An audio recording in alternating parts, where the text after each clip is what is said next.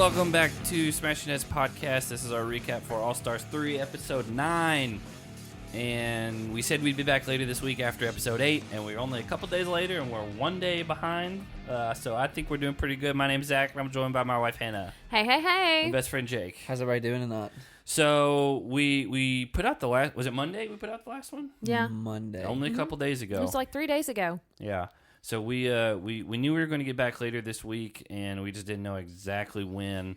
But it turns out it's Thursday, which works great. So lots of stuff has changed, but also not really. We've announced some things to our patrons that have not been announced anywhere else. And so I guess instead of our normal just like banner at the top of the show, which we're going to do a standalone Patreon pod about this, which then we'll probably release to everyone, right? I think that's what we talked about. Yeah. So just so everyone's aware, we are coming up on our 4-year anniversary. We actually recorded the first podcast. Was it July 3rd? Yeah. Yeah, it was the day before Independence Day for the Americans. And we recorded that. It was 2018. 2018. Ooh. And so we're hitting our 4-year anniversary, and To celebrate. well, it's interesting because like I wrote the Patreon blog about it, and there's a lot of things happening. All of us are going through some very major life changes and life shifts. I'll start with the first part. Hannah and I are moving. We're moving Across the country. Across the country. We're moving from Tennessee to Utah, and I think if you've been around long enough, you've heard us talk about it. well, the ironic thing is you and I visited Utah for the first time like 2 weeks before we started the podcast. Yeah. I was like planning, and I bought some of the equipment as we were in Utah for the first time after we had talked about, starting all this. And I was like, well, I got to get it done because the next season starts. So Hannah and I are moving. When we went to break that news to Jake, we were like, hey, just so you know what's going on, this is what's happening. He's known for a few weeks now. And we just now are announcing it wide. But when we brought it up to him, and we were like, hey, I know it's going to be weird, but if you're interested, we still would do the podcast remotely like we did during COVID. And that's when you were like, well, it's interesting. You should bring that up. And so do you want to jump in? Yeah, so I want to save like We'll talk in depth the about meat this. of everything for, because for that particular pod, we're actually even going to have my fiance on. And we're going to answer questions from our patrons and all that about this whole transition and move and all that stuff. Questions for Amanda are welcome also. Yeah. Some of you have maybe only been listening for a few months, a year, a couple of years. But when we started this pod, I was 2 months Freshly divorced. Which, yeah, that's what I said in the blog. It's like, it all kind of has come together because you're Full circle. You're about to be married again. I'm getting married in 71 days. And so as a result, I have actually decided to step away from the pod. And when they shared that with me, I'd been thinking about it. I had, been having conversations with my fiance because for me, I do a whole lot of things. I got my full-time job. There are some things we serve in together that we devote a lot of time to. I do this, and me and her are actually starting to talk about building our own business, right? And so it's a lot, and I found myself so pulled in so many different directions that it pulled me away from her. And while one of the things I pride myself on is recognizing where I went wrong. And one of the things I got wrong in my first marriage, granted, nothing was going to fix that. Yeah, No. I know where you're going with this, and I want to say, like, I get what you're saying, but also there were a lot of extenuating circumstances in that one. But one thing I did get wrong was that I put a lot of things before her, not intentionally, but it was just in the process of like chasing my dreams, that kind of stuff that I just put before her. And before my fiance ever came along, I just said, I'm not gonna do that again, and I knew I wanted to get married again, and this is it all just feels like if there was ever gonna be a right time for this to happen, this is it. Well, and we all like arrived at these things completely separate from each other, and I think Hannah and I, maybe in the back of our mind, kind of knew this might be because we know you really well. And like we can read you like an open book, just because we have been our own little family for years now. Yeah, I mean, and again, we'll get into like the real ins and outs of all of this as it goes forward. But just so everyone knows, as All Stars 3 ends, is when Jake will step away from the podcast, and Hannah and I will continue to do. We're going to do the Challenge CBS. We'll see how the 4 ones go. I'm not guaranteeing that, but we are going to do the new season. Initially, when Jake talked to us about this, he was like, I want to do one more main show, and I was like, that's fine if you want to do that. I was like, just so you know, they're in the midst of production, and it got shut down for COVID, and I was like, we don't even know if it's going to even premiere until, I'd say, August would be very aggressive. Mm-hmm. I'm going to guess September. And the last season premiered, I think, at the end of August or whatever, and it went all the way to Christmas time. And so I was like, if that's something you're wanting to do, that's something you just got to think about. Just so everyone knows, like, there's no like ill will or bad blood or anything between any of us. We're not upset about it. No, and like, I mean, again, we'll talk more. The Patreon podcast will be an in-depth thing about all this, but. Since it is out there to our patrons, we wanted everyone else to know that is what's going to happen. Yeah. Hannah and I are going to continue to do the show. There's going to be some changes. We might bring some patrons on every so often. We may try to get in some more interviews. That's honestly been a hard part, is 3 different people with 3 completely different full-time jobs with the amount of challenge-related stuff that's out there, on top of them trying to coordinate with talent booking and publicists and all that stuff to try to get someone else's schedule in. It's a lot. And so it'll be a little bit easier maybe for Hannah and I to record in the future just because we live together. But again, it is going to be a change because obviously we've been doing this for 4 years basically the same way. But we will always leave the door open if Jake wants to step in at like the end of a season, because from what you've told me, you're still going to watch. Yeah. Yeah. So, he might jump on and like give us his whole takes for, hey, this is what I thought of this season. This is who I liked. This is who I didn't like, or whatever. But as far as weekly recaps, like that's not going to happen. And we don't want to overpromise one way or the other. If he jumps in, he jumps in. But we're not gonna hold him to anything because we don't want to set any false expectations. Right. And this is not. It's in a Tom Brady style retirement. I'm not coming back in 2 weeks. He's your favorite person. I love Tom Brady, but like this is just we're getting married, and my number one priority is her and the foundation we're building in our relationship. Yeah. And it's hard not to say everything I want to say because I want to save it all. I know. So I have so much to say, and I have so much that I want to say in regards to just like thanking people and thanking the listeners, but it's just the best way I can put it is I was talking to a guy about it the other day. I actually mentioned he's wanting to start, a buddy of ours is wanting to start a podcast, and he was asking me like, oh man, like, what do you guys use? What sort of equipment do you have and everything? And I told him, I was like, yeah, man, I'm actually stepping away from the pod. And he was like, do you have any regrets? I was like, like it has been, I don't know what's been a bigger part of my life if not this for the last 4 years. Yeah, I mean, you've got us tattooed on your arm. I do, and that's there's reason behind that. I'll save it for the pod, but the pod here in a week or two. But this is, I'll say this and I'll be done because I know we want to talk about the recap, and I want to save everything for the pod that's meant for dedicated. To yes, this. Yeah. But when we started this, I needed it.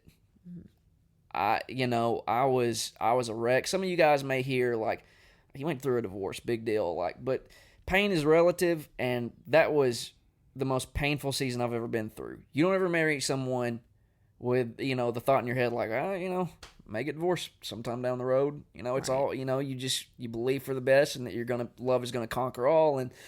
And in that time, it was, I was a wreck, and I was a wreck even on into the pod. But the pod for me was such an escape. It was such a release. And then when things took off as fast as they did, like, I mean, we saw so many downloads, so many listens. Like, the numbers were mind blowing. We had never done anything like this before. People had no clue who we were, and you gave us a chance, and then it became this. And you know, it's come full circle.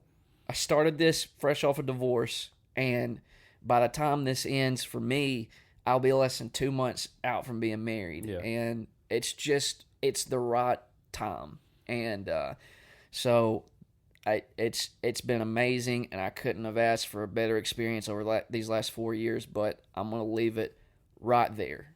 Yeah. We'll tie the bow when we do the Patreon podcast. So that is a reason if you want to ask any of us questions, including Amanda. I am going to pre-screen these questions just, you know, just because this is normally we just kind of fly by the seat of our pants, and I don't read them beforehand because we're like, oh, whatever they ask, we'll answer. But because of the kind of like more serious nature of this one, I am going to pre-screen them and, you know, kind of select some things. But I don't think we're going to have a problem. Join our Patreon, become a patron, get in there. Write out some questions that you want any of us or all of us to answer. It's now or never. Yeah, it's patreon.com/smashingheadspodcast. The blog that I put up is a little bit longer than kind of what we talked about. We've kind of, you know, I tried to be concise, but also like just explain everything. But again, yeah, if you're interested, you know, ask us any questions from there. We knew that once we said that, the word was probably going to get out somewhat. So that's why we went ahead and addressed it at the top of this show, even though the other podcast is probably going to be in the next like 2 weeks or so. Mm-hmm. But yeah, it's a change for all of us, and it's a huge change for Hannah and I. Again, we were in Utah right before all this started and had no idea that any of this. That was the first time we'd been out there, and it feels like every one of us is in like a like state or like season of like transition to some degree, and like we all came to these conclusions like separately. Like I think all of us would love to do this, you know, in some sense forever, right? Like it's been so fun, but I mean, I think for all of us, it just feels right. Like if like the thing is, again, this is something extracurricular for us. This is not our jobs. And it takes a lot of time and a lot of effort, and especially trying to do interviews and, you know, coordinating schedules and all that type of stuff. And so it's a big commitment, and Jake's just got a ton going on. And we told him, you know, we're going to leave the door open down the road if he ever is like, hey, you know, I've been married 6 months, a year, whatever, and like I feel like we're in a good groove and some things have died down. You know, we're like, yeah, jump back on, because again, like we all started this together. Mm-hmm. And so we're all three equal parts, and just because Zach and I are married doesn't mean that Jake has an unequal part in this. Yeah, everything like from the beginning has been split 3 ways. We're each 1/3. Yeah. So for as long as this podcast exists, if Jake ever comes to us and says that he wants to come on and do literally anything, he has that right, and it's what I call refrigerator rights. Yeah. You're allowed to walk in the front door, open the fridge, and take out whatever you want. Yeah, and I'm assuming at some point you'll come to Utah and hang out, and, you know, we may do some stuff then. You told your boss earlier this afternoon that you're going to come visit us a couple times. I didn't know that. Yeah. Well, maybe we can... You know, I manage a gym. I was like, maybe we can just open up a gym down there. He did bring that up, and I was like, it's the perfect place to do it. It would be a good place to do it. Yeah. We can talk about that off mic. They take physical fitness very seriously out there. But yeah, anyway, we'll get more in depth, answer all the questions. But we did want to let everyone know, and we did want to present it in a way where it's like it's not a sad thing. It's just like it's come full circle in every sense. And even Jake brought up, you know, started fresh off the divorce. And then getting married, and with us, I didn't even put together with the whole Utah thing that it all just was like, bam, like right at the 4-year mark. It's bittersweet is what it is, because like it's been an awesome ride so far. He's crying. He's about to cry. I'm not crying. I have something in my throat. If anything, I would say that too. you guys both said you were going to cry when we did the real podcast. Yeah. I don't think I will, but I teared up a second ago when Jake was talking, but I'll probably I'll probably weep whenever we record the Patreon pod. Well, y'all not out of sadness, just it's change. It's just a change. It's change. Yeah. Y'all got 2 more episodes, 3 including this one to get your how's everybody doing tonight, and have a good night everyone's in. Speaking of, so that does mean going forward fantasy points, we're not, because we're not going to do a fantasy thing where like one of us controls the points for the other person. If we did, I think I would control the points. Yeah, and so like that's just, and finally win a season. That's going to be laid to rest after this one. I'm going to go. Well, maybe you can do fun stuff where you can get one of our Patreon members to oversee that, right? Well, I mean, if they want to do something like that, that's fine. And we talked about, maybe every couple episodes or every handful trying to bring a patron on to say what they saw, things like that with the episode, just because it is fun to do like the 3-person thing. But we, again, it's a new change for all of us. I mean, Hannah and I are completely changing jobs. Jake is marrying someone who obviously wasn't around in our lives 4 years ago. And so it's just a big change overall. And we thought that everyone needed to know on the top end because our patrons all know right now. And so it's going to get out at some point. So, other than that, are you guys ready for episode 9? I've been ready. Let's go. I did have this elimination spoiled for me because immediately after this happened, Wes put something up that was like Real World Austin 2 in pole wrestle against Derek. I had seen Nehemiah make a post. Okay. See, I tried to skip Nehemiah's, and then I saw Wes's. Well, I stayed off of social media all day today. Not for this, just because I was working and then packing. Cleanser. I did need a palate cleanser, so I've been pretty off of all social today, and it was kind of great. So I didn't even think. I totally forgot once we sat down to watch this episode. It started off in the middle of the elimination, and I had forgotten that it ended on last episode ended on a cliffhanger. But Nehemiah really gave Derek a run for his money, and I think it's really gonna.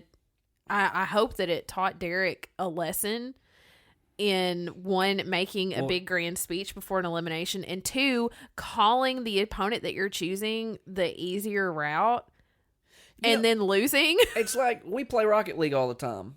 It's like when people start doing that what a save thing. They get 1 goal on us, and then they say, what a save. If anybody plays Rocket League out there, you know what I'm talking about. You know the feeling when someone out there is, what a save, what a save. It's sarcasm, right? Yeah, like they're being it's facetious. And I personally do. Like, I feel like I go into a mode that's like, oh, he shouldn't have said that. Yeah. And I feel like Nehemiah went in, like, that's, I think Nehemiah would have won anyway, but I think that hearing that from Derek, it was just like, oh, okay, well. It does definitely fire you up. I mean, if it lit a fire under his butt, and he was choo-choo Thomas the Train. And you have Wes and Nia yelling like to go after him, and like I think that definitely, if you're any sort of a competitor, which I would assume anyone that's on this show at this point, these are people who have been around. Although Nia has been noticeably absent from that type of mindset. Yeah. Like, that does fire you up. And, like, going back to Rocket League, we played with your brother the other night, and he was the one that started that against other people when he hadn't done anything yet. And we got our butts kicked after that. We did. Because we scored, and your brother's like, oh, good job, guys. Or I don't even remember, whatever. And we're like, Dawson, you have, like, 11 points. Like, what are you doing? And he's like, oh, it's funny. And then they came back and destroyed us. I think as soon as he said it, I was like, Dawson, you screwed up. Yeah. You screwed up. So, and he seemed to get this done relatively quick too. Like, Derek was gasping for breath. It didn't seem to be a long drawn out elimination. So, and honestly, I don't know that Derek would have beaten.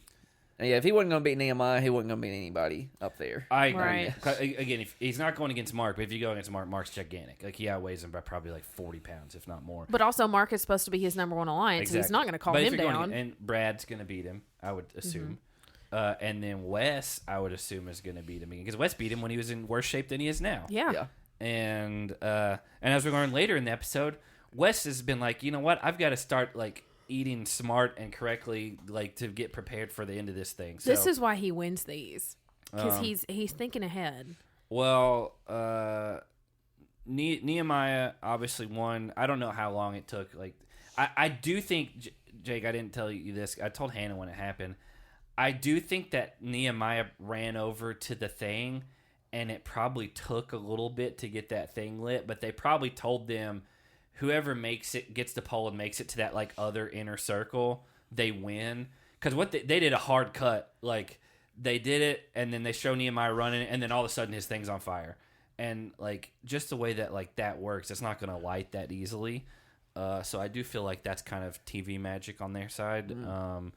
I wrote takeout for the girls, but I definitely meant fake out for the girls. Yes. It makes sense. I think I said that last episode that I was like, with Veronica having to get sent home, it's weird that they're going to make the numbers like uneven if they send another girl home. And so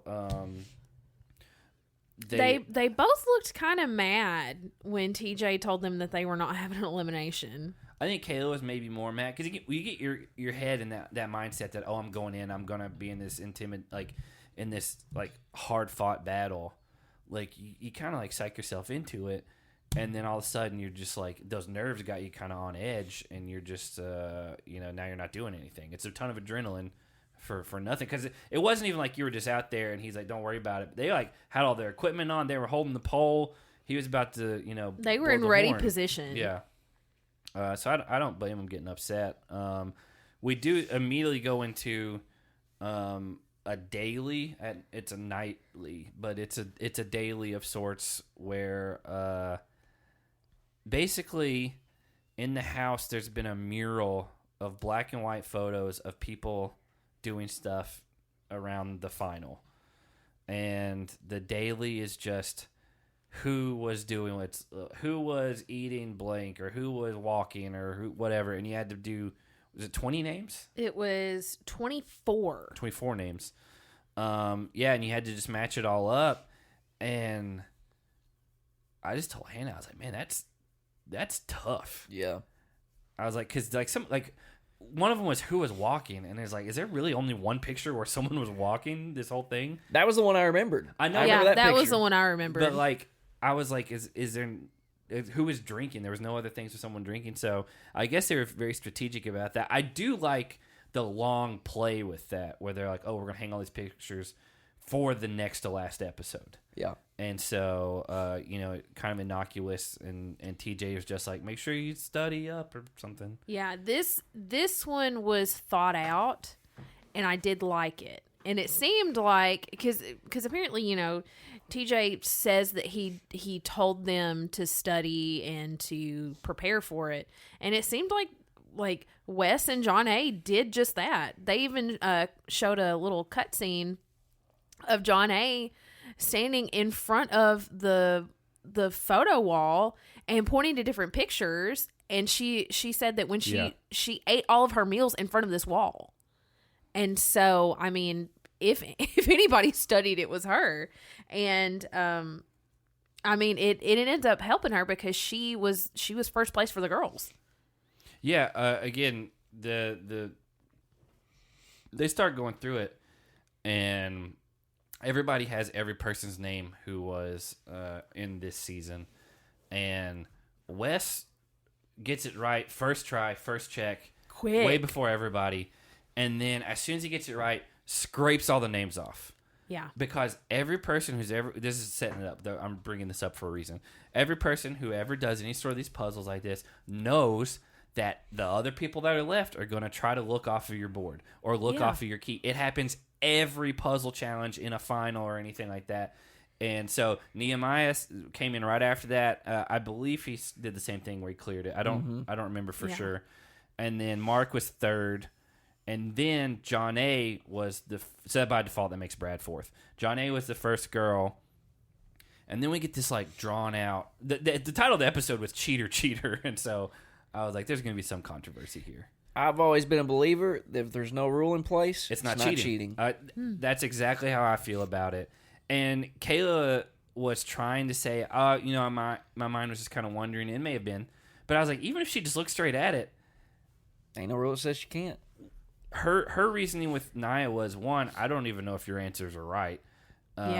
Which is a little bit of a cop-out because she may have just been like, oh, maybe she remembers, like, number 18. Yeah, she could be, like, double-checking her Exactly. answers. Like, oh, I'm not sure about number 20. Yeah. If she has that one answered and we have different answers, maybe I want to change mine.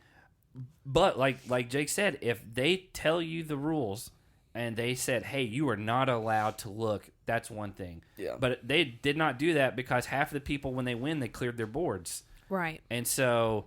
like, Nia gets upset about it, and like, Kayla was, like, defensive and, like, saying she didn't do it, and I was like, it's not a big deal. Like, this happens in every single... What was it in, in Spies, Lies, and Allies, where, like, I think it was Nani was, like, left, like, doing some country thing, and she kept just straight looking at everyone's board and still got it wrong.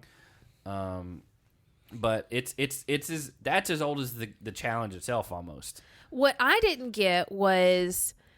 Nia says that she caught Kayla cheating off of her, but Kayla finished way before her. Yeah, she did. Nia's thing was she said, "Oh, she stole third place from me," because Kayla got second. So I guess in Nia's mind, that means that Kellyanne would have got second, and Nia would have got third, and Kayla would have just been fourth. But that's all just like. What about isms? Basically, it's like it's very hypothetical. You don't know. Like Kayla could have got the answer right after Kellyanne. Like she could have got third. Yeah. Like I think it's Nia being frustrated that she didn't do well. But it is fitting that she got last. Yeah, it is. But it did kind of light a fire under her. It did. So she may have just a little teaser off of this episode alone. I guarantee you she did. She absolutely did. Probably got the most more fantasy points. More fantasy points in this one episode than she has the entire season. Is it a bunch of negative fantasy points? No. She's got some real fantasy points in here. Okay. Maybe it'll count in the end, Han. Like, maybe all this, because I would argue she's been in the negative all season.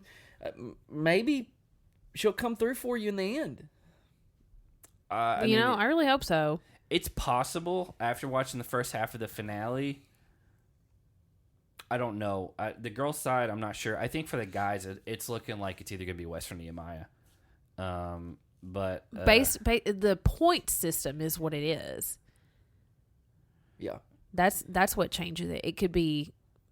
Could I have a chance to come back in fantasy if Nehemiah? You couldn't come back. I don't think there's any way. I don't think there's any way you beat me. The winners get 1,000 points each. Oh no! We talked about that before. You can't do that because you like so heavily made the final before, and we were like, that doesn't. Because you went like 1,000 for first place and like 200 for second, and we're like, well, that doesn't make any sense. No, I don't. I still don't think it's. I'm up by over 1,000 points, and I don't think it's possible. What if first place female and male get 500 points each, or 500 points each because the winners are splitting $500,000, and then second and third place get like negative 200. Yeah, good one.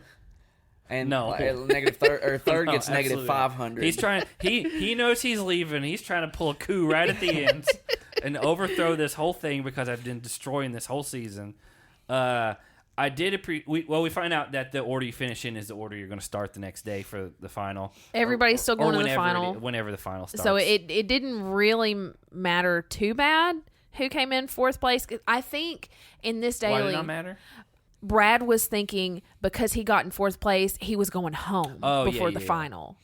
And that's not the case. He just started the final last. Yeah, I like a minute and a half behind first place. But you can make up a minute and a half in a foot race. But again, that's not even what it's a foot race, and that gets you a certain amount of points, and then it's a checkpoint thing, and that's another. So I did appreciate Nia channeled Rasheed Wallace and said "Ball don't lie." Yeah, there's some fantasy points there. That should be. I'm all for that. Yeah. Rasheed's one of my favorite players of all time. I also liked when Kayla was trying to explain to Nia, one, for no reason. Kayla shouldn't try to save face. Yes. That Nia, she's like, I value our friendship. But Nia's like, I met you 4 weeks ago. We're not really friends. Yeah. Yeah. I wrote that one down. Yeah. Because she's like, I don't want to hurt our friendship. And she's like, what friendship? Yeah. I mean, it's cold-hearted, but listen, you're at the spot where you're going into the final.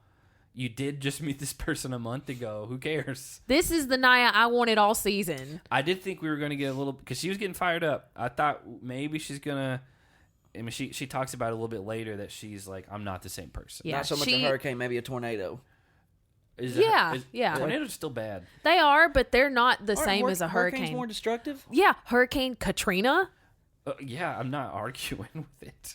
We don't name our tornadoes here. There's too many. There are too many. Well, maybe we were getting a gust here. Yeah. Well, anyway, a breeze. I mean, where I hope to see a little bit more of it, I'm fine with her toning it down, because the last time she lost her cool was the night before the final started, and she just completely lost it and got sent home. So I'd much rather her show a little bit of feist, cut Kayla down just a little bit. Hey, we just met a couple weeks ago, as opposed to going off on her, maybe laying hands on her. Who knows? Because didn't Kayla get in a fight with somebody one season? She punched she Melissa pushed in the face. She didn't punch her. She didn't punch her. They She pushed her each other. face. Yeah. They didn't even push each other's face. They like pushed each other. That was episode 1. And Kind of wild they got sent home for that. Kayla was teammates with Cam on that season. Yes. And Melissa was teammates with Kaylee. Or maybe I got those backwards. Maybe it's Cam and whatever. But it turned out Cam and Kaylee had to become a team because the other two got sent home on day 1 for a push. Because at the time we were like, that's pretty like low on as far as like altercations go. Mm-hmm. But again, they're not. But where we've got two girls that could potentially get into an argument that have a history of getting touchy with other people and getting sent home for it, I'm glad we didn't see that case happen here. Mm-hmm. Nia's just like, we've only known each other a couple weeks. We're not really friends. There's not a friendship for you to be valuing like that, Kayla, and then just cut her down and be done. Be done. I'm fine with that. It was a good cold burn. Again, sorry, I'm a little distracted. We have a million things listed for sale on Facebook right now because we're having to move and we don't want to take it across the country with us. And my phone is absolutely blowing up. So I'm trying to... Everybody's deciding right this second. Right now. It started literally right before we started recording. It's 11 o'clock at night. I know. That's what's so crazy. They all just started blowing up his phone, and they're like messaging insistently because he's not responding. Yeah, so I'm trying to be like, hey, give me an hour. I was like, I'll be back with you in an hour. Was Kellyanne giving Mark a shoulder massage? She was. And they also in post added a lot of like cracks and stuff. I was like, that's like, there's no bones in those traps right there. She was massaging his like traps in his neck, and it was like she was like a chiropractor, like yeah. Like, he looked like he was in pain though. He looked like he. That's one of them he just deep got out of tissue oven. massages. He was super red. Yeah, he was really red. Jake, do you get like that? Do you get red like that when you get a shoulder massage? I get red out in the sun though. You do. You're very pale. Y'all don't know this about me, but I'm incredibly white. Y'all know this. I know it. You're fair complected. You're very fair complected. It's a sad way to live. I put on sunscreen about every 30 minutes. Do you? Oh, yeah. Whoa. No. I'm talking about when I'm at, like, if I'm at the river or I'm at the what? pool I was like, or how something. would we not know this by now? No. No, I just mean, like... You're spending, like, $40 a week in sunscreen. It's probably more than that. My parents and my fiance's parents have a boat. Both have... Not together. They both have boats. It'd be weird if they had one boat together. You know, so and then you guys decided to start dating and get married. We're going to the river this weekend, and, you know, I gotta have... I'll go through one thing of sunscreen. All right, so we're going to Barbados for our honeymoon. Mm-hmm. I'll go through one thing of sunscreen, knowing how much we're going to be out in the sun in 2 days. I believe it. Easily. I believe it. Hey, Easily. if you go to Target this weekend, if you buy $20 in sun care products, you get a $5 gift card. That's a deal, Hannah. I know. I almost went and bought some, but I don't need any because, I mean, I'm Filipino, so I don't really need sunscreen. Yeah, so when we were in Hawaii last year, I always put on a lot of sunscreen just to make sure, you know, because being burned. There's nothing more miserable. It is miserable. Zach is fair complected too. I am, but as a kid, I tanned like crazy. All kids tan. But as I've gotten older, I've never tanned. You don't tan as well because you don't get outside as much. Well, okay. But anyway, we yeah, literal. we when we were in Hawaii, I'd been good about putting sunscreen anytime we were out, and honestly, now as an adult, I just buy those like long sleeved like surf shirts. Oh yeah, because they're like SPF 40, and then you don't have to worry about it everywhere it covers, and so that's a lifesaver right there. But we had a convertible that we had rented and we were like, all right, we're going to drive like 20 minutes down the road to this like tennis shop that we wanted to check out. And I was like, we're just driving. Like, I got burned like crazy driving in that convertible. He was miserable. It sucked so much because I didn't put it on because I was like, oh, we're just driving, 15, 20 minutes away. And just that one drive, I noticed it as we got in the shop. I was like, we got to put the top up on the way back. Yep. And I was burned for the rest of the trip. Yeah. It sucks. So sunscreen. It's good. It's good for you. You have to go to Target. I'm telling you, it is a good deal. If you buy $40 in sunscreen, you'll probably get a $10 gift card. Well, there you go. That's $10 free. Wes and Kellyanne had like a nice moment that like next morning. I thought it was kind of weird. I think it's nice just because like they had a kind of like tumultuous past where they like were not on good terms at one point. But are we saying we think it's nice because it's Wes and we like Wes? I don't know about that. I think it was a nice gesture. That because this is the first time on All Stars. Kellyanne's been here. She's done pretty well. She's placed in the top 3 or whatever, but she's not won. And again, they didn't have great fallout, like from what I've heard. I don't think we've asked him about that because I didn't want to because he's newly married as well. We're like, hey, what's your ex-girlfriend like? That's the thing. Like, if somebody is married, don't bring up their exes. Mm-hmm. Have some respect for the marriage. Well, yeah. I mean, I think in the context of like if we would ask like something specific about, hey, when you and Kellyanne did this, I think that's fine. But if I would be like, oh man, what was it like when you and Kellyanne were living together? Like that's weird. It's very weird. I can attest to that, Han. We ran into a couple of people, this person we knew a few weeks ago that was congratulating me and my fiance. Her name's Amanda. I don't know why I haven't said her name. And we said it earlier. I said it earlier. They were congratulating I know the story us. you're telling. They were just like, "Oh, they were so excited for you." And then they looked straight at me and they were like, "Now you've done this before." Did we not talk about this last week? I think we did. I think I brought it up because I was like, "It's so funny." It's so funny. I keep telling people that story because it was just like they have no filter. Yeah, and it was like. Now, it's like, anyway, just knowing congratulations, the person, Amanda. but Jake, not for you because you messed this up one time before. You got congratulations the first time. Yeah, it's run out already. It is. It is what it is. People in the South, we say things. I don't say things. I say dadgum a lot. We're not going to be in the South much longer. That's true. We're going to be in the West. That didn't hit. I didn't realize that until just now. You can't let that twang take over, Han. When you get to Utah. When we get out there, people are going to be like, "Oh, you are so country." I'm really worried about it. I'm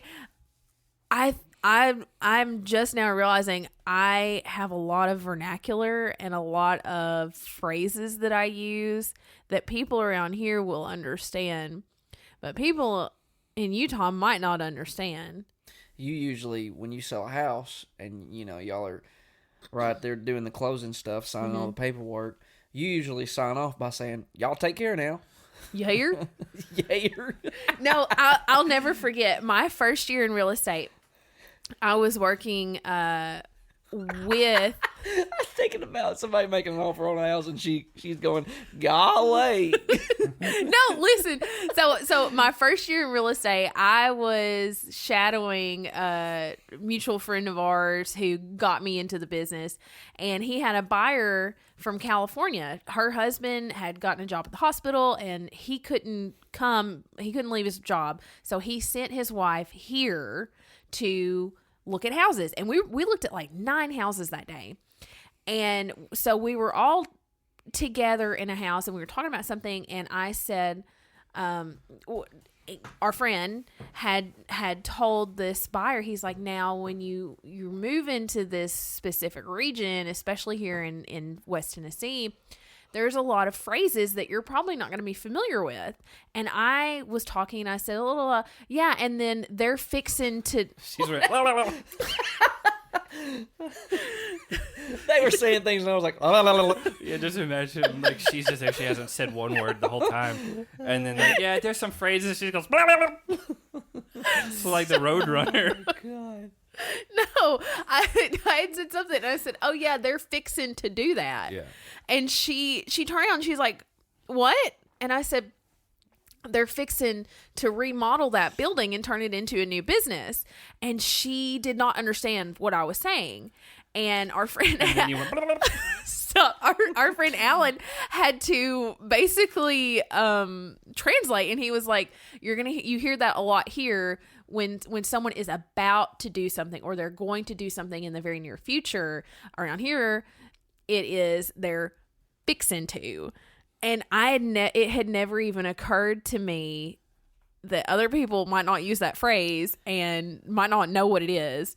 And so I'm just worried because I say a lot of stuff that it may not translate. We have a friend who he's like 31 now, but even when we knew him as a teenager, he always acted like he was like 67. That's right. And he was talking to a group of people before.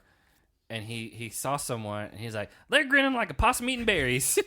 And I was like, I've never heard that in my life. But possums do grin when they eat berries. Yes, but I was like, Aaron, I've never heard that before. Like, that was just something that, like, it's just a saying he just likes. Well, that's like if I wake up early in the morning and I'm feeling really good and I'm ready to start the day, and like if I wake up and I'm ready to feel like super productive and do a ton of stuff, I say, oh yeah, I woke up bright-eyed and bushy-tailed today. Do other people not know what that means? It's because she's a furry. No. Bright-eyed and bushy-tailed like a fox. You're a fox furry. Yeah, no. They have those. There was it's going full circle, MTV. That's the first place I ever found out about furries, was through a True Life documentary. It was like True Life. I thought that was the pony people. What? My Little Pony. Bronies? Yes. What? Okay, what now? I thought that was what you found on the... No, furries, this was like 15 plus years ago. I think bronies are relatively new. There's a documentary about them on Netflix. I watched it. People are weird, man. It's an odd one out there. John A. had a FaceTime with her husband. Seems like a nice guy. Which again is weird that Beth came in with what she did, and then this came later. They seem to. I mean, again, we saw a very segmented part of a conversation, and but it's like they seemed like they were on normal terms, like how anyone else would have talked to their significant other when they were gone. Yeah, and she was even sure to like thank her husband for holding down the fort at home so that she could be here on the show to try and win money. Yeah, I mean, again, if we had a thing and it was like, hey, I have a chance to win $250,000, but I'm gonna be gone for 8 weeks, I'd be like, absolutely, go for it. So Nia then appoints herself as Nehemiah's number one going forward. I think she's unsure of herself. Very codependent. Yeah, because Jordyn was at rock for her, like. And she's just like, I just need. I don't know if she's unsure of herself or she needs to prove herself to someone else, and it's just like she just needs that extra push. Like she like proving it to herself is not enough. She has to have someone to. She doesn't want to let down or something, right? Yeah, so she's got to have someone to say, okay, I want to prove myself to you and prove to you that I can do this. Well, she's done better under Nehemiah than under Jordyn so far. That's what she said. Okay. I've been watching a lot of The Office lately. Oh, I had a good one earlier. Me and Amanda went to Walgreens looking for thumbtacks. There were smaller ones and there were bigger ones, and she said, "What'd she say? It looks just like that. It looks like that, just bigger." I said, "That's what she said." That's a good one. Yeah. She set you up for it though. Yeah, she did. You're sick of The Office. I'm not. I got sick of it because for the first like 3 years of our marriage, she just had it on I watched The Office. It was in there while y'all were packing stuff. Exactly. I like the noise. I said, of course it's on. I watched The Office on my own. I had all the seasons, all that stuff, and then I watched it up until the very last season, and then I did not watch the last season for a few years. Mm-hmm. And then I worked back through it, and I was like, it's not great. That's a bad season. Yeah, it's not good. The last like 2 or 3 seasons. It ended well, but the season was not good. Yeah. And Nelly is one of the worst characters. Can't stand it. A person we know that you know very closely. Okay. Said that he loves her on that show. Wow. And everyone else that we were with were like, what? Like, she's the worst person on the show. And he's like, I love that character so much. And genuinely. And anyway, I just got sick of it because it was on 24/7 at all times. And she wouldn't pay attention to it, but I would hear it. And it was just like too much. But so I was glad when we didn't have Peacock and we haven't watched it in a while. But now I have Peacock TV, and I've been working my way through the show again. But like while we're packing, Zach doesn't want me to just sit at the kitchen island and just sit there and watch TV while he packs. He wants me to help pack too, and so so I've got it playing, and I've seen the show so many times that if I hear a scene, I know the episode. And so I just have it playing, and I've seen it enough that I can see what's going on in my mind while I'm packing. See, what I did is on the TV in that area, it's got Samsung TV, like digital TV on it, but it's Pluto TV. And there's the whole channel that is just the challenge. And so I just turned it on that, and I was like letting that play in the background. And like we watched parts of like Rivals 2 while we were packing, and the other day like Invasions was on, and anyway.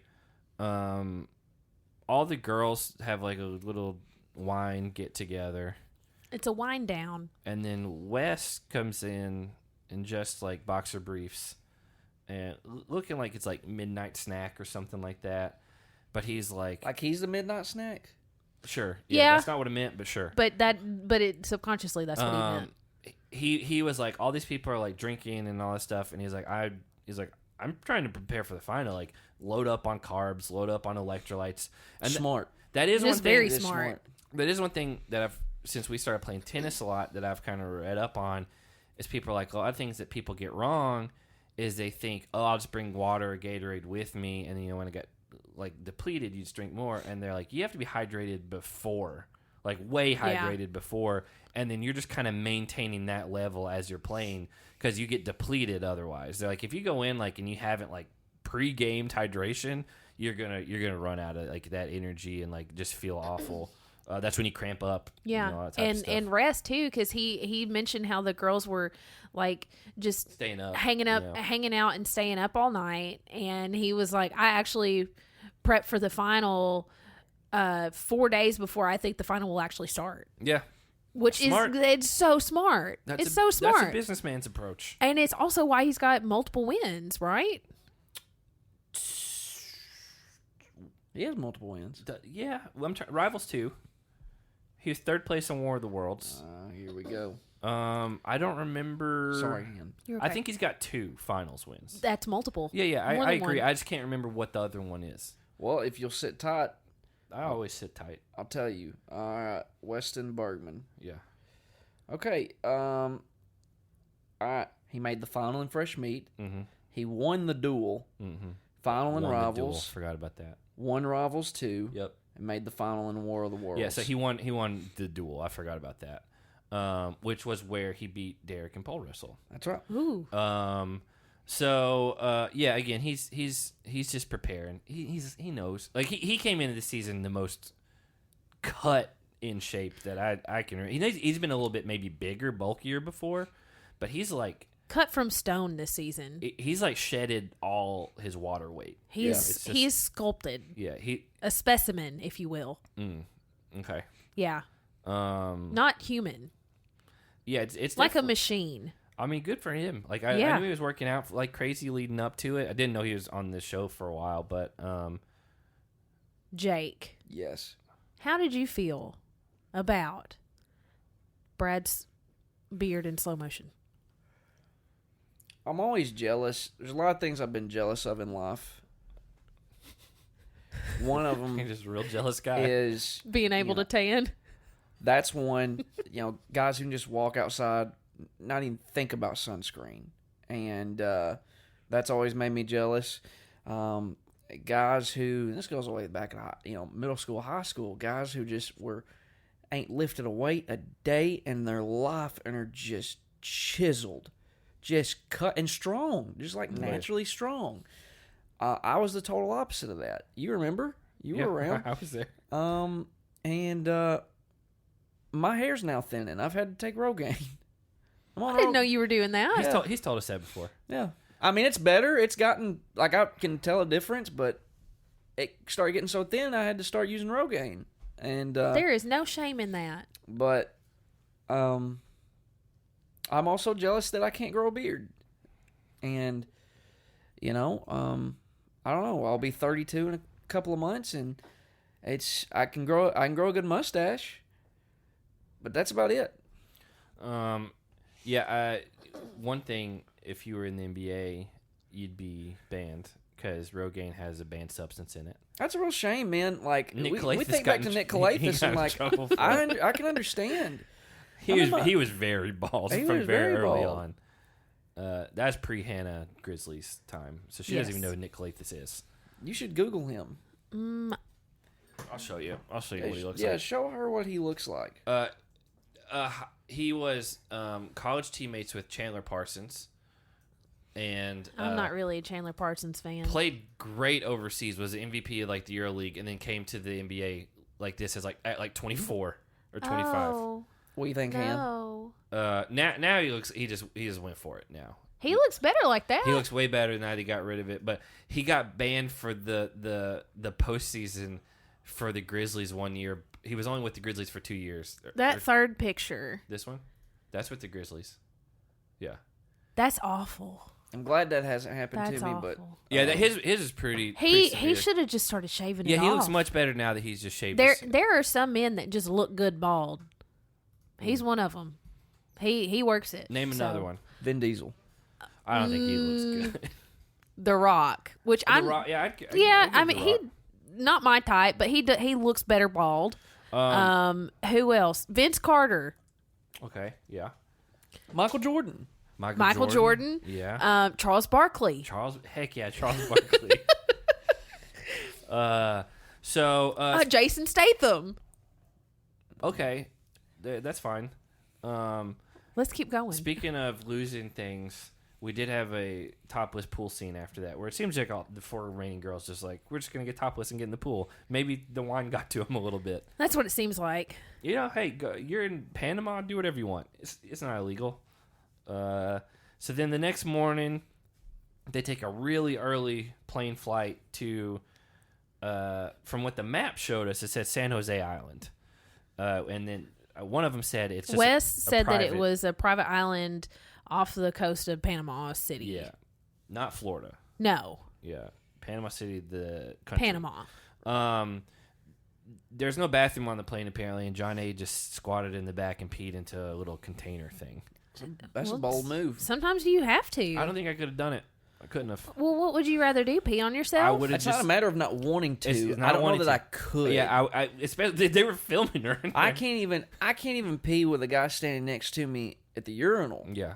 Agreed. Not because I want to pee. I would love to just pee whenever I wanted. It just locks up. Here's what I've noticed. John A. is a mom, and most of the other moms that I know can pee in front of people. What? I can't tell you how many moms have peed in front of me. Open door. Whoa, no shame. What life are you living? I have a lot of friends and a lot of moms in my life that just don't shut the door and will make eye contact with me when they pee. That's like an aggressive move. That's my sister did that to me last week, she's and not I was a mom. like, "No, she's not." But I was like, "What are you doing?" It's dogs. There's I forgot the exact reason why dogs like stare back at you while they're going. It's like because it's a vulnerable position for them to be in, and they're like, they're just like, "Don't attack me right now." So Topanga used to do that. She would go out to poop, and in the yard, and she would search for me. I'm just making sure you're okay. Yeah, I'm good.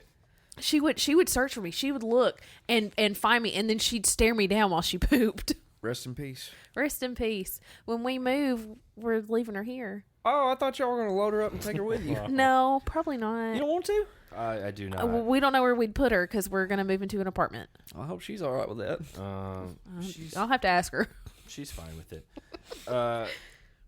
Actually, I just looked it up, and it's like it may be because they're trying to seek like positive reinforcement for going to the bathroom. Like, you're doing a good job. Yeah. You did it. So anyway, they land. It's the final.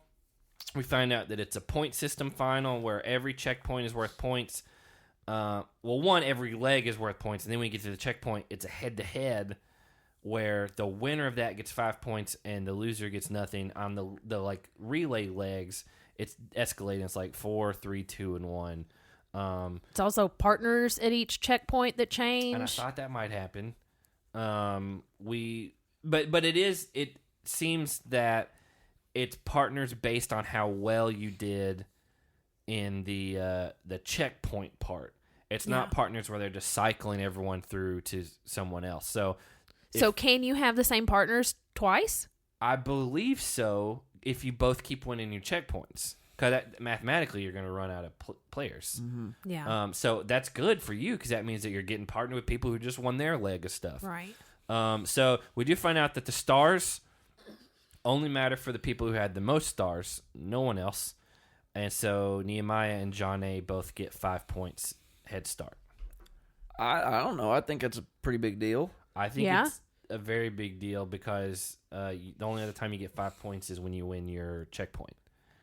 Because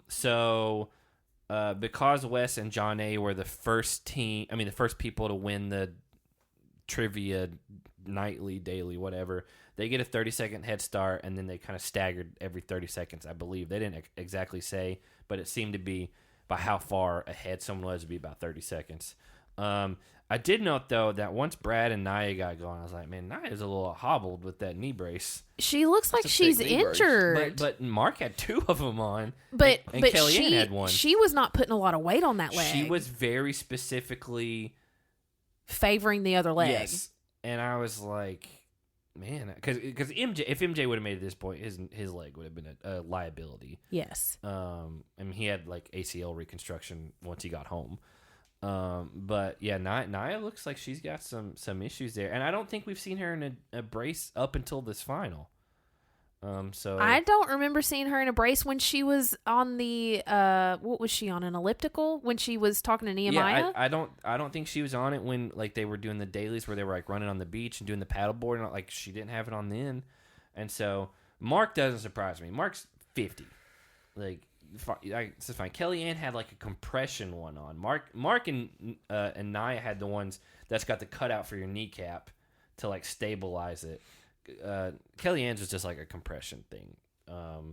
So lots of knee problems going into this one. Kayla's fiance doesn't want to live with a loser.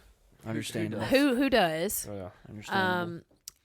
Mark, interesting enough, said he's not built for running. But every other guy in the final is. He said he's a Mack truck. With 8 miles per gallon. Not good in this economy. No. It's not. My goodness. Gas is expensive. Yeah, everywhere across the world. Yeah. Even in Panama.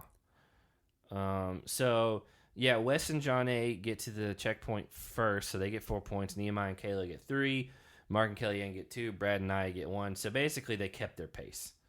On who got the head start. They all got those points. So at checkpoint 1, it was Nehemiah versus Mark, and then Wes versus Brad, and it was the puzzle / buoy, like we paddled out right and then turned around the buoy. Yeah, so you had to put the raft together. Yeah, and so John was psyched that she got Nia because Nia sucked on the paddleboard thing the other day, like a couple weeks ago, and. Turns out Nia beat her. Yeah. And that's what happens when you sleep on your opponent.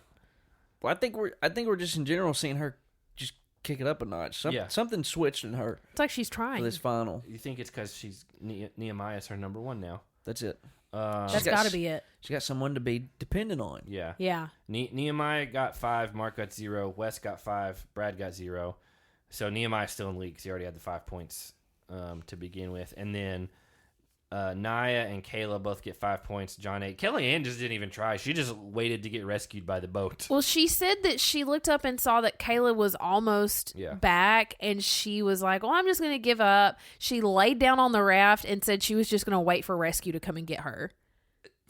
From her perspective, I get it. Like, why waste any more energy? Because you can't win. You know they have to come rescue you. How'd you feel about Nehemiah's strategy of the double?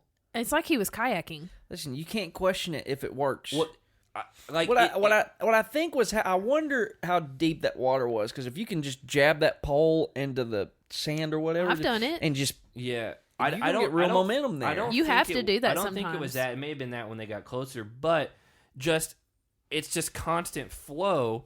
And so even if it's a little handle and like the stick, you're still getting some drag against that water. So you're still getting some forward momentum. And so you're not wasting only doing this one side. You're evening it out and you're getting, better. It did work. It's a fluid movement. Yeah. It's ideally you would have a double-sided paddle to do that.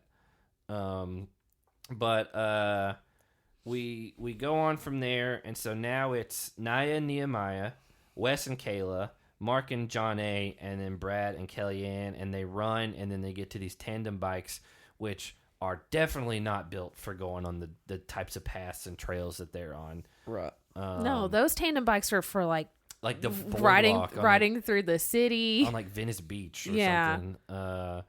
And they were setting these guys up for failure. Yeah, Mark and John A's chain broke, and they were like trying to fix it, and I was just like, just rip it off. I was like, because you're like, that chain sucks anyway. Like, there's no gears on that bike. And so I was like, just don't get it to where it binds up anything and just push it. Just go. Well, what's ironic is when it happened, Mark started having flashbacks to the last final where this happened to him. He's a big guy. I mean, he needs special equipment like that. He doesn't need just like the cheapest little things. When I was at college, I bought just a cheap bike from Walmart, and I was like, I'm just, because I actually had a better one that I got from a pawn shop, and it got stolen. So I just went and bought. Oh man, sorry to hear that. Yeah, that sucks. Yeah. What's dumb is my roommate's bike was right beside it, and then a ton of other ones. My roommate's bike was like $500, and mine I paid like $40 at a pawn shop, and they were tied up together, and they took mine. And so I was like, well, you're a moron, because his is very much nicer. But anyway, I just went and bought just a Walmart brand cheap mountain bike. That thing sucked. And the pedal broke on it one time when I was driving to class. One time the handlebars just came loose and just like slid from one side to the other.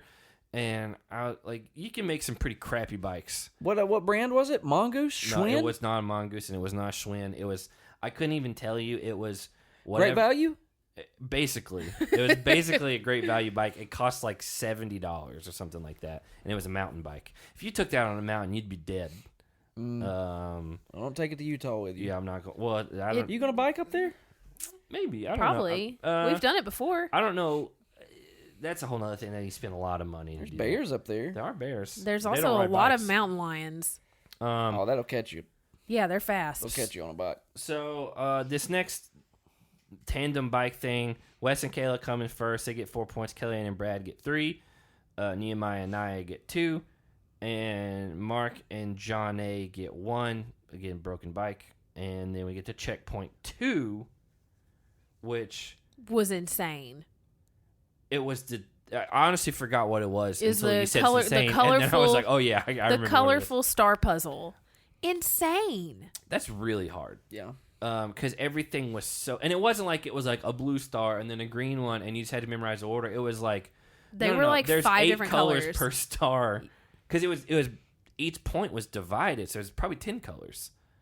Yeah. Or maybe it was just, I don't know. Anyway, it was multiple colors per star, and there are 9 stars in each row, so that is 36 total stars, and you got to pick the outlier that's different than the key, which I believe they said was 400 yards away. So that's 4 football fields away. And so you're running and trying to remember what was where. I believe Naya said she figured out that the points on the bottom were the only thing that was different, and so that's what she started looking at. She's working smarter, not harder. True. Wes, for some reason, just destroys. I can't tell you. I wrote almost every single checkpoint, I just have a note where it says in all caps, Wes is killing it.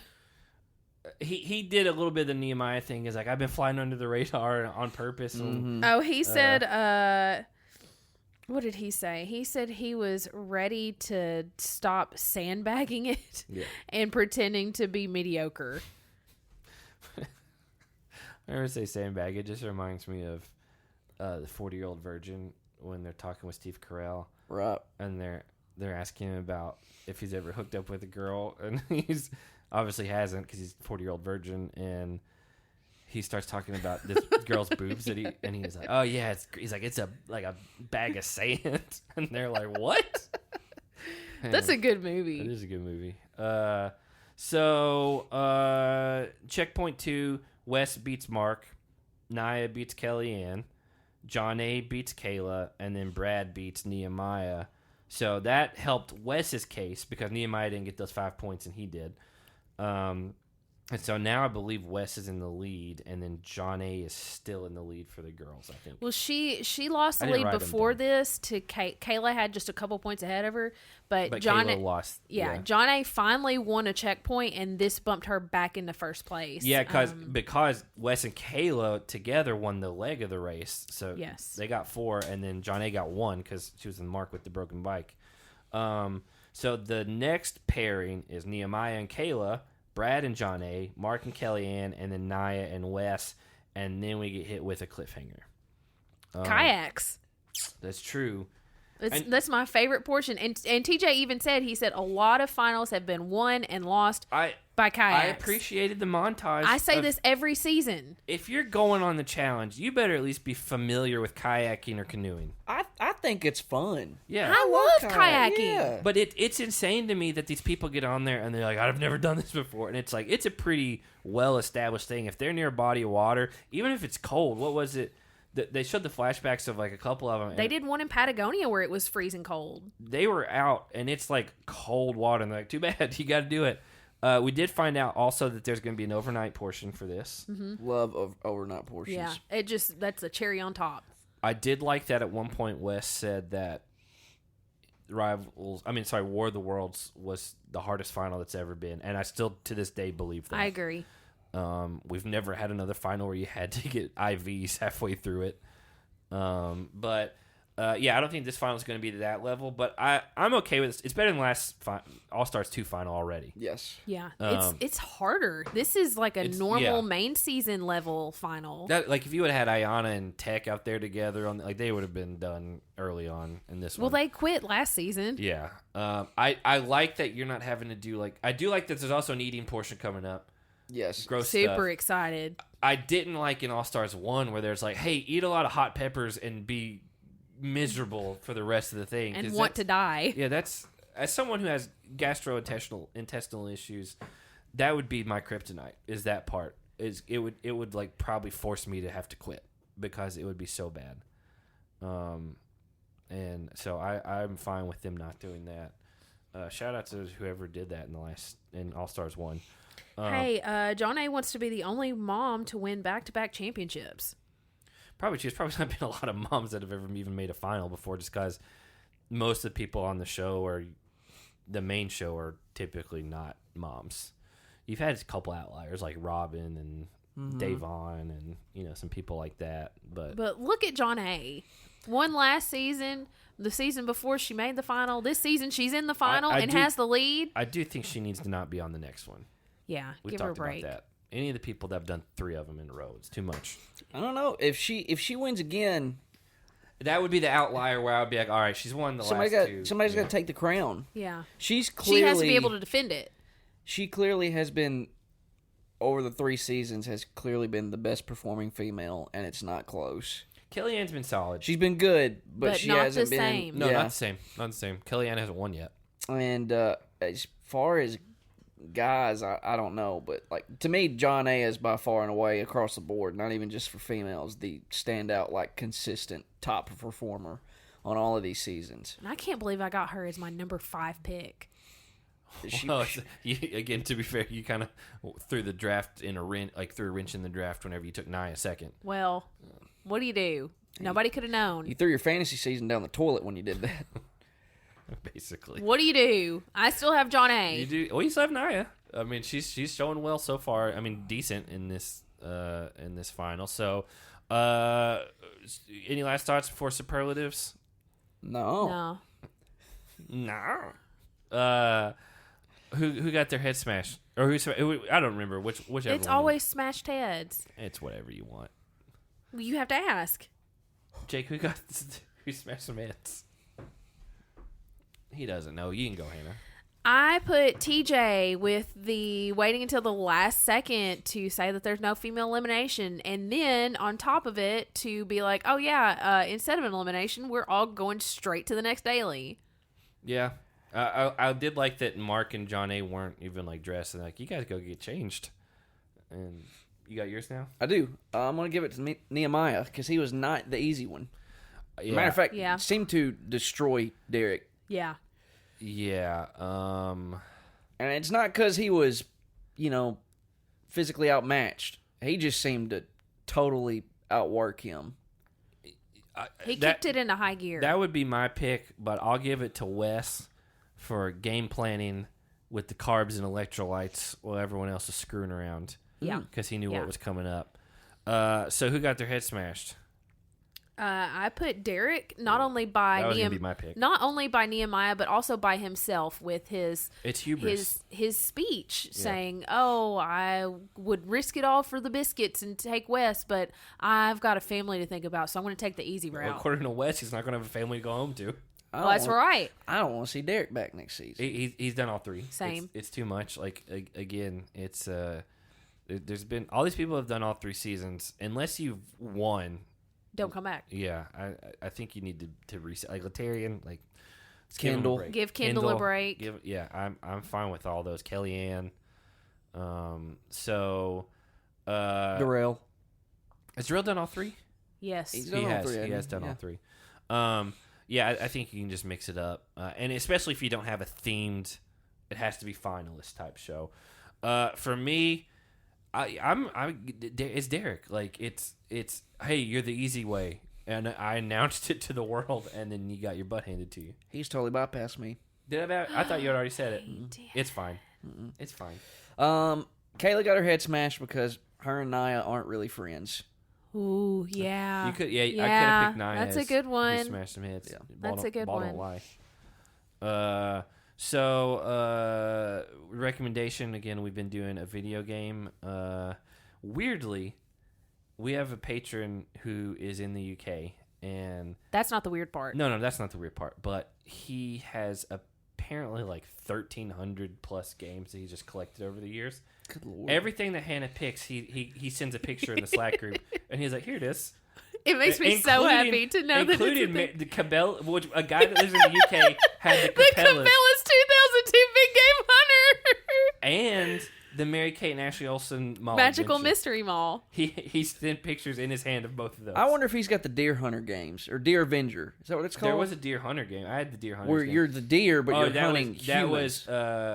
I know. I had that game as well. Isn't that what it's called? Deer Avenger? I think it is Deer Avenger, and I bought it, and I was like 10, and I was like, I think I got it like TJ Maxx or something like that because they sold computer games. And oh yes, the Deer Avenger series, yeah. And that was fun. It was fun because it turned it on its head. You were a deer shooting humans, and I remember that's awesome. It was really comical and like over the top. But again, I was like 10 years old. I remember one of the things was instead of a deer call, you clicked a button, and it was a woman's voice, and it goes, it's something like, I'm naked and I'm horny. What? Yeah. So when my mom heard that, she was not very happy. There's no way your mom is okay with that. Yeah, that game got thrown out pretty soon. I think it said like I got beer and I'm horny. And back then, it's when everyone's computer was in like the family room, like so it's just like out. Yeah. And everybody heard it. Yeah, it was like mating call. And I was like, oh my god. Is that your pick? That should be everyone's pick. No. That can be your pick for this week. You actually might be able to guess my pick for this week because it's one that you and I have talked about before. Not unless you give me some like context clues. I don't. I'll just start out then. So this game I got to play because GameStop did it. I guess they maybe still do it where you can go and purchase used games. Yeah, that's like for a whole discount business model. Well, you guys know I didn't get to like purchase video games because they were so expensive. So the only way I got this one was because it was like $14 at GameStop, and didn't know anything about it, but I looked at the cover and I was like, this looks like it might be fun. So I bought it and I played it for years and never finished it. I couldn't. I think I don't know what you're talking about. I think I did something out of order and it messed me up because. Oh, I do know what you're talking about now. Because I was in an endless loop of I'm like almost to the end, almost to the end, and I just can't get to the next like it won't bring me anything else. Kingdom Hearts. Never played it. It's got like Disney characters in it. It's like Final Fantasy but Disney. It is. It's a Final Fantasy character, like main character, and then you have Donald Duck and Goofy as your like sidekicks, and they like fight monsters with you, and it's awesome. A key instead of a sword, and she's looked at playing the other ones like on Xbox and stuff now that they've all been released everywhere. It has to be on PlayStation. Well, okay. Anyway, no, like I rented from our movie gallery.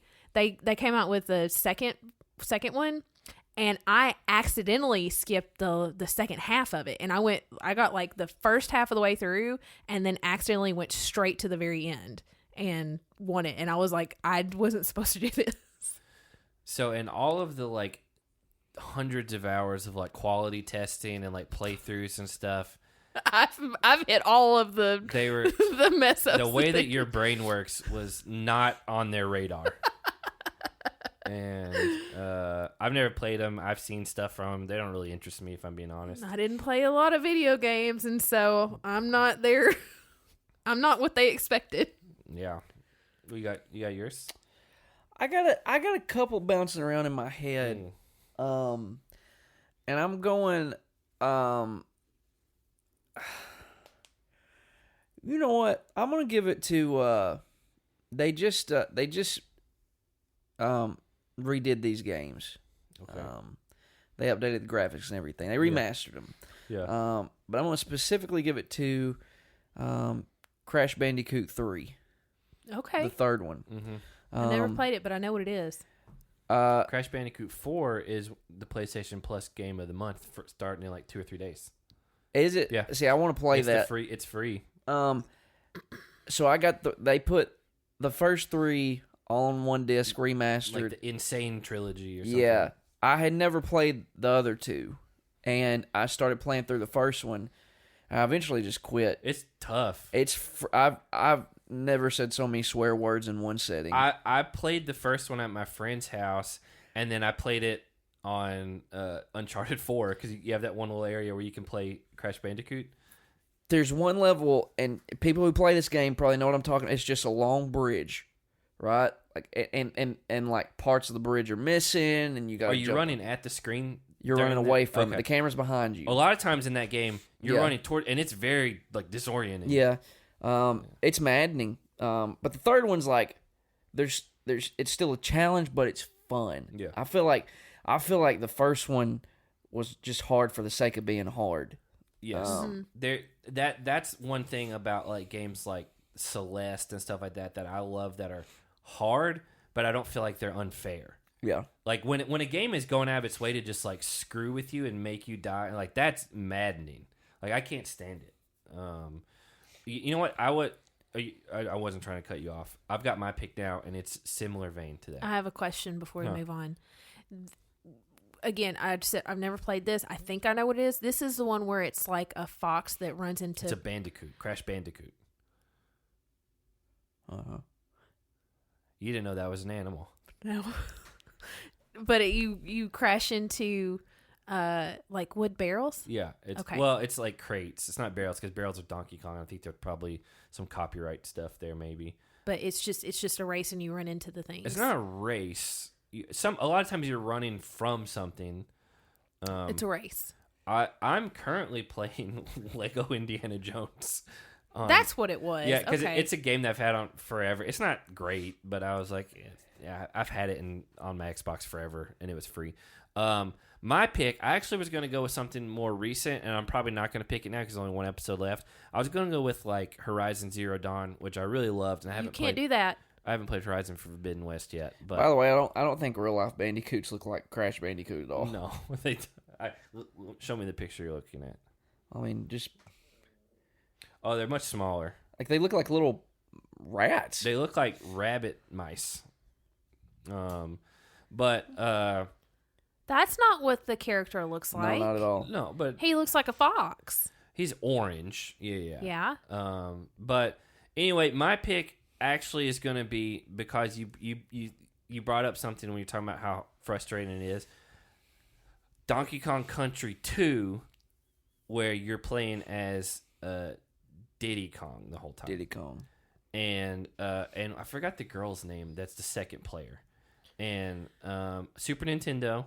Yep. In college, my roommate and I had a Super Nintendo, and we bought all 3 of the Donkey Kong games and played through them. And it took us an entire semester because I didn't remember. I had those games as a kid. I had 2 and 1. I remember playing them, but I guess it was just like, I would get to a certain point, and I couldn't beat it, and I would go back. And actually, I was with one of my nephews not long ago, and he was trying to play it. And it's, for a little kid, it's really tough. Like for college-age people who play video games a lot, we spent hours trying to like really beat it, because back then it's 2D, and like so it was tough by like weird ways that they don't have to worry about now. And so that was my favorite one. The third one was where you were the girl, and then like a oversized baby one. It was not as good, but it was still fun. But Donkey Kong Country 2, have you ever played those? No. The one on the Switch, I will warn you, is really fun, but insanely hard. Okay. It's so freaking hard. Like, it's so hard that when they released it on Wii U originally, everyone was like, this is insane. And so when they released it on the Switch, they made a new character that gets like double the amount of lives. And that's how I had to play it, because it was that hard. So good luck with it. It is fun though. It looks great, and it's really fun if you like those style games. So as we said at the top of the show, not going to be doing fantasy much longer. So we got 2 more episodes of this. Yes. So and you can't skew it now that you know it's done. I won't skew it. We will object. I will not skew it. Okay. But we have veto power. Before we get into those fantasy points, we got to shout out the sponsor. Mm-hmm. Got that nose running. Mucinex. We'll give let's see, John A. and Naya 10 points for the. Sorry, I just realized this is the original template and not the new week. Okay. Give me 2 seconds. Yeah, let Zach get settled here, and you guys got anything you want to talk about? No. It's late. It is late. It's late here in West Tennessee. What time is it in Utah? An hour earlier. Ooh, 12:47. An hour earlier. It's 10:47. Oh heck, you ready? No. Google Docs just completely froze. Oh my god! Of course. Yeah. Google Docs. Not the. All right, you got to pause. I'm gonna have to pause. I'm gonna have to restart this computer. Here we go. Let's pause. Not the recording computer, but the other one. Yeah, let's pause. We're back. Computer's fixed now. Google Docs completely crashed everything for some reason. So I got it pulled up. I'm ready for your points whatever the first one was. We're going to give John A. and Naya 10 points for the dual open. Okay. They tag teamed it. And then we're going to give, let's see. Wes gave Nehemiah some advice. He called it the twist and run. Give him 10 points. I think we could all use to Wes. Yes. Let's see. Sounds like you're about to go into something there, and then you just cut yourself off. I'm going. Yeah, you're like, we could all need, and then you just stopped. Right. Well, 10 points to Nehemiah because he's about to eat Derek alive. Mm-hmm. -5 to Derek. Nehemiah wins, 75 points. Derek loses, -50. 15 points to Wes for the quote, "That's what we call a bank robbery." Oh, I don't remember that one. Oh, he did. He did. I didn't really fully understand the context of it, if I'm being honest. He stole his chance at $500,000. I guess, but banks don't invite criminals to come in and hope they succeed or not. Right. Well, it happens. We're going to give Nehemiah 20 points for the quote, "I'm the easy one." I appreciate that. He should just give himself that nickname. That's a pretty sick nickname. The easy one. Well, but you have Big Easy already. Well, you don't want to be associated with that necessarily. Well, Derek messed up, -15. We're going to give 15 points to Nehemiah because he gets the stars. By the way, I don't know if you guys noticed in Derek's exit interview when he's like real frustrated, he like tries to take off that overshirt and throw it, and it just gets caught on his hands. I did see that because I was like, oh, he's just holding on to it. Yeah. The antics. It's anyway. Kellyanne is ready to get dirty. 5 points. She's a big Christina Aguilera fan. Right. 20. We're gonna give actually 30 points to Kayla and Kellyanne because they're actually safe. They don't have to fight it out here. They don't have to duke it out. Where'd 30 come from? Huh? You just made that up? Just made that up. Okay. It's more than a day. It should be more than a daily win. You're safe. Yeah, you're safe.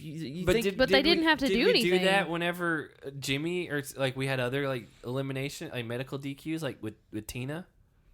Did that happen though, or did they just? Tina got medically DQ'd, and there was someone that was. I don't know. It's too late now. It's fine. Too late. It's fine. Honestly, Zach, it's not gonna make a difference. Yeah. So, we'll give 15 points to Derek because TJ thinks he's a bad A.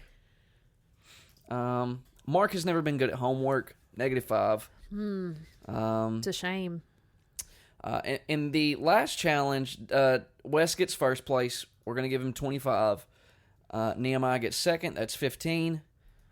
Mark gets third. That's 5. Okay. And Brad gets last. -10. Well, I figured he just have 0. No, -10. You got last. Okay. 10 points to Wes for the quote, "Do your homework, kids." Make it a 15 because that also proves he's FTK for the kids. Yeah. He is. 5 points to Kayla because she wishes she had a taquito. Let's see. 25 points to John A. She gets first. 15 to Kayla. She gets second. 5 to Kellyanne. She gets third. -10 to Naya. She gets last. So she's back at 0. Yeah, I was going to say, if anybody's wondering, she's back at 0. We're going to give so excited 100 points to everyone remaining because they made the final. I hate when you do this because it doesn't matter. It's a wash. That means everything's the same. Yeah, well, but your team is going to get like 500 points. But it doesn't matter because it's the same scale. It's relative to everyone. Oh, Derek doesn't get 100 points. No, he doesn't. You got it? Nope. There's too many people. It takes a while. He's getting a little sassy. Yeah. Wait, yeah, okay. We're good now. 20 extra points to Nehemiah and John A. because they each have the most stars of their respective gender. All right.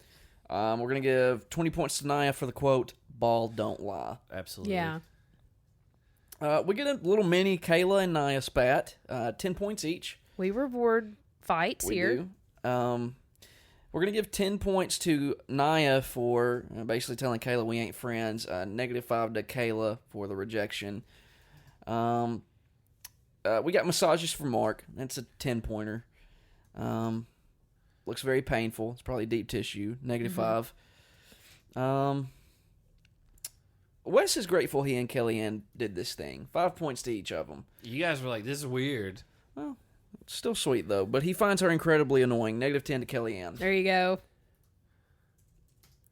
Did you give 5 to Kellyanne, too? I did not because you didn't say that. I did. I said 5 to both of them. Didn't I, Ann? You did. I heard it. Okay. Let's see. 10 points to John A. for the FaceTime sessions with her remember husband. his name, if I'm being I don't honest. remember his name. We'll give 10 points to Kayla for being the last remaining Treehouse participant. 10 points to Naya for the quote, "I'm a dog when I need to be." She's a fourth quarter performer. 10 points. So 10 for each? Yeah. Yes.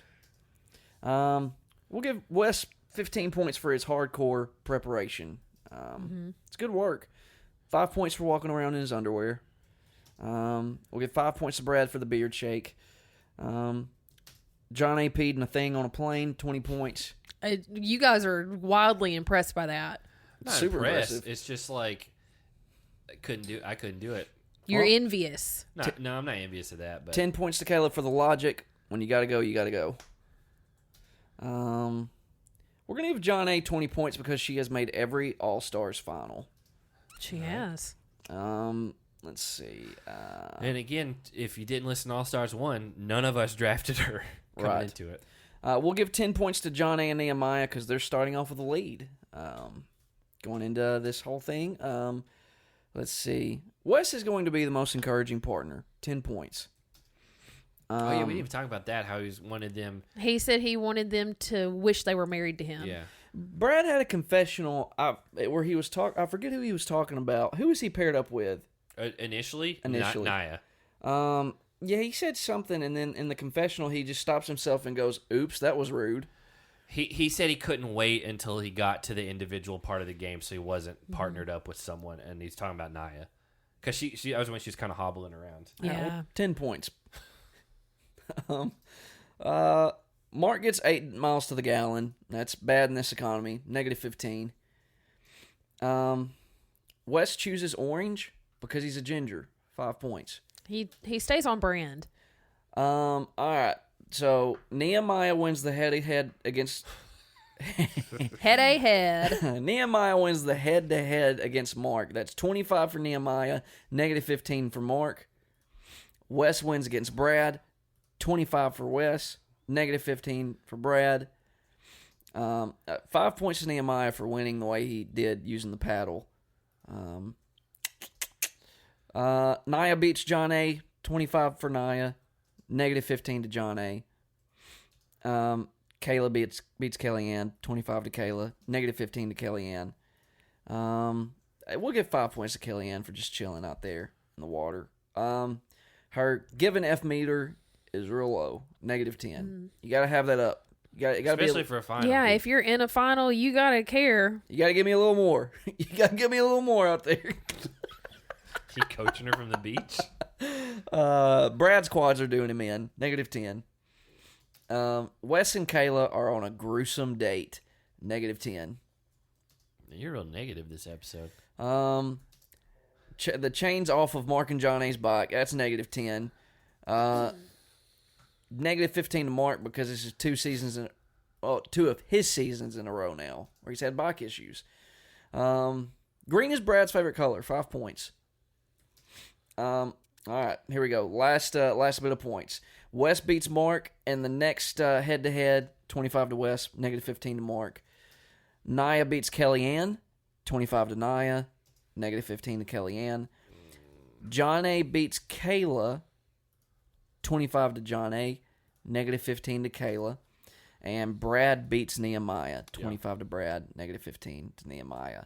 And that, ladies and gentlemen, are your fantasy points for the first leg of the final here. Lots of scoring this week. Lots of scoring, so we're going to take a little bit of a break here. One last shout-out to our sponsor. Got the nose running. Mucinex. We'll be right back. And we are back. Again, one final shout-out to our sponsor. Got that nose running. Mucinex. It's kind of an outlier week because everyone at one point got like 100 points. 100 points each. It matters. Making the finer final matters. Making that finer matters. But interestingly enough, Hannah had the most points this week. Let's go. She did not. She still had the least amount of points this week. Dadgummit. Are you kidding me? No. But for this one show, this one episode, you got 415 points.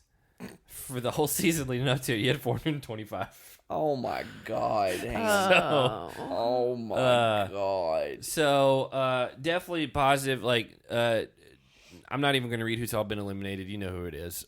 Naya got 210, and John A got 205. So you ended up with Naya got more points than John A? She did. She had a lot of quotes this episode. She got worked up. She that's all it took. She wasn't friends. Ball don't lie. I'm a fourth quarter performer. All those things. So you are at 840 for the season. Jake coming into this week was at 615. For your team, Kayla got 175. Nehemiah got 280. Hey, because he won an elimination, and then 100 points. So you ended up with 455 for the week. You were the high scorer for the week. Hey, there you go. So you're at 1,000. Was I? Wow. 1,070. Yeah, because having Derek on my team was a negative for me. So Wes got me 245 points. Mark only ended up with 35. You had a huge run of negatives for him at the end. Brad got me 110, and then Derek got me negative 55, and Kellyanne got 100. So I was at 435. For this week, 415, 435, 455. 20-point increments. So as of now, going into the final episode, Hannah is at 840. God. Jake is at 1,070. I'm at 2,065. Hey, so we're a 4-digit club. You know what I mean? Sure, you'll make. Well, I don't know. I really don't know. I don't know. She may not. It'll be 2 seasons in a row that she has not even hit 1,000. Is that true? I don't even remember. Oh, she definitely didn't last season. I can pull up. The Go Google pull it up. Docs. Well, let me record this. Season. Let me record the score. Let him type it up for everybody. Posterity. Everybody, just hang there. Sit tight. Yeah, don't go anywhere. Whoa. Whoa. What is that? It didn't 92,065. It didn't do a parenthesis. It put a 9 there. It was 1,070. Speaking of, I saw. What? That may be too mean. I was going to tell a short little story. That's your call. I'm just updating. I didn't spell eliminated right. I don't know. I saw somebody today, and I thought to myself, they kind of built like a caterpillar. I said, how does that even work? I'm not going to say who, but I've said about someone on the show before that they're built like a loaf of bread.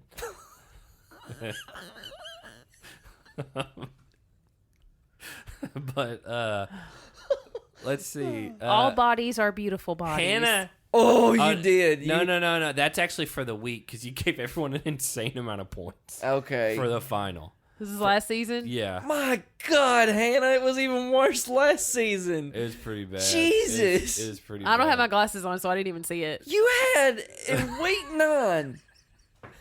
Well, no, week 9, that was for the scoring for the week, but look at it compare. So, for what we're looking at, it was Spies, Lies, and Allies. Good Hannah's weekly scoring was 40, negative 80, 45, 120, 200, 100, 120, 80, 295, and then 1085. But comparatively, my scoring week by week was negative 80 because I had someone go home right away. But then 260, 320, 440, 445, 655. Oh, wait, you know what? This is cumulative scoring. Her scoring's just so weird that it threw me off. I thought that was week to week. No, that is. Oh, my gosh. Yeah. Okay, so... You had 80 points in week 8. You were averaging 10 points a week. And then the only reason it jumped in the end is because it was the finals. That's the only reason. Wow. God almighty. Yeah, just so we thought this season was bad. So week 8, Hannah had 80 points. I had 890, and Jake had 910. So we were within 20 points of each other, but we were 10 times what her score was. That is... Now, it did even out in the final. I mean, it still didn't really matter, but good Lord. It's because this is All-Stars, by the way. She took Kohutta and Tyler as number 2 and number 3. Oh, that was it right there. Yeah, and then Kendall medically DQ'd at number 4. And then... Yeah, your team was... Jasmine, Leah, and Derek were worthless. Yeah, you had Darrell, good pick. But then Kohutta, Tyler, Kendall, John A., good pick. Jasmine, Leah, Derek. Good Lord. That's what happened. John A. saved me because she won. Yeah, you got a ton of points for her. Man. I think the season before that she was bad. So Spies, Lies, and Allies, I got destroyed in this one. Okay. Yeah, my team was not good in this one.